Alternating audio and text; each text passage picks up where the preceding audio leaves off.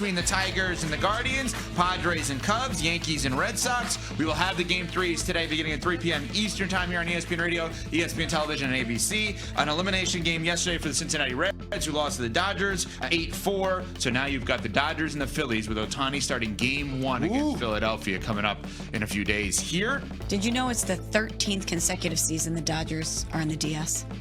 13. How many? 13. So annoying. They're so good. They are so good. It's so annoying.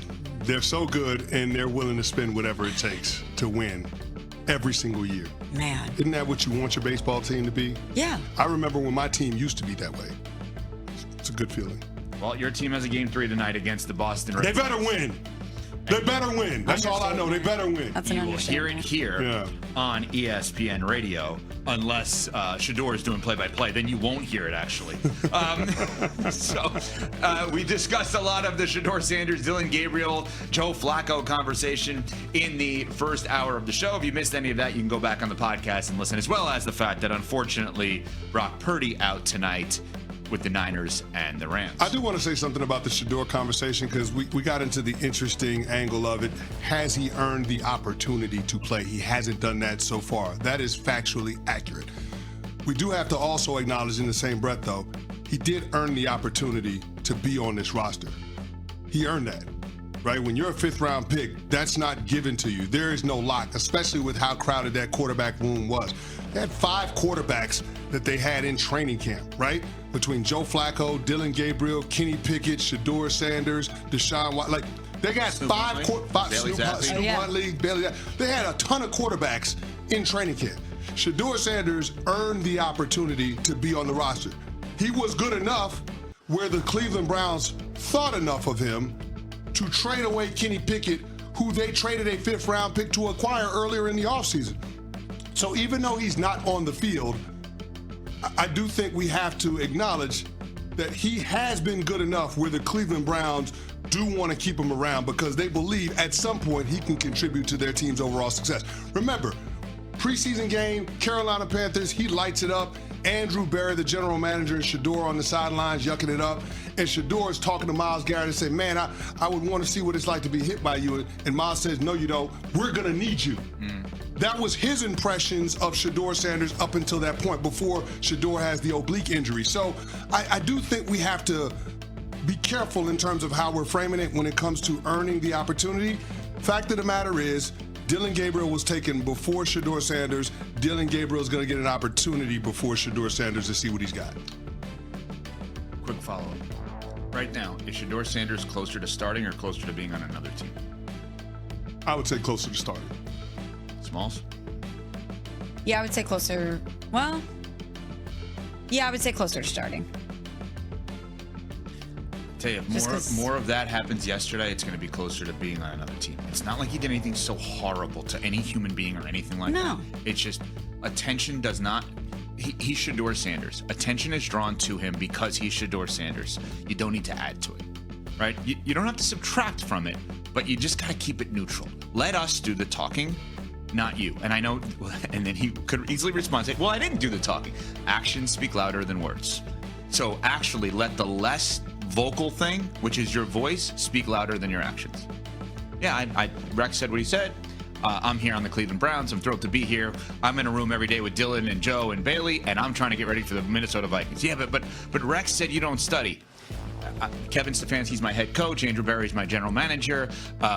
Tommy Reese is my offensive coordinator, and those are the people that know the truth, and I'm not going to comment on that. You don't even have to do that. You can just say, I didn't see it. I don't want to talk about it. I want to talk about Dillon Gabriel and what he's going to bring to this football team. I mean, you don't even have to. I don't like lying, though, because I think that's a lie. He obviously saw it. But you don't have to engage with it. Yeah. You don't have to engage with it. Just a quick little aside on that. Joe Girardi, former manager of Major League Baseball, I did a weekly show with him in 2006 on ESPN West Palm. And I would talk to him during the week, and I'd say, hey, Joe, I got to ask you about all these things that are happening here. And he always would say to me, you do your job, I do my job. I would ask him every question that had to be asked, and he never answered them with words. Yeah. Bill Parcells used to always tell us, you write the story, not the other way around. They can ask you all the questions, but your answers are what writes the story. Make sure that when you write the story, it's respectful of you, your teammates, your coaches, and your family. That's it. And yesterday, I thought what Shedeur did was miss the mark. But again, I understand there's a human element to it, and he's a young 20-something kid that has been in the spotlight his entire life. This is not going to be perfect in terms of how he handles it. All right. Well, in terms of writing the story, you should start a consulting firm, by the way, for coaches and players, telling them what to say in the media. Wait, you should. You should, because just watch Belichick. What do you mean? No, every time somebody has a misstep, you have the perfect answer in terms of how they should respond versus what they actually do. And he'll go, ask me the question. Ask me the question, and then you answer it. You should start a consulting firm. Okay. No, we've tested you. You're good.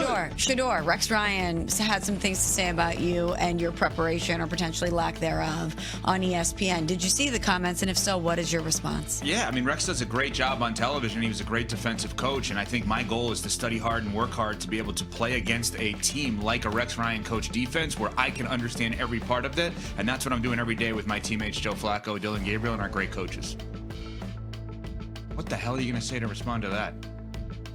I mean, next question. Yeah. And, speaking of writing your own story, A.J. Brown did that by a tweet post-game on Sunday. And everybody was buzzing about, his frustration after that game. And A.J. Brown addressed the media, that is the Eagles wide receiver, of course, about his frustrations. He said he let his frustrations boil over. Sunday after the game, I let my frustrations boil over. I didn't speak to the media. I had a chance to correct my frustrations, and I continued to let it boil over. That's on me. I take full accountability on that. My message on Twitter wasn't directed at anyone in the building. Not my coaches, not my quarterback, my GM, nobody. Like I said, I take full accountability.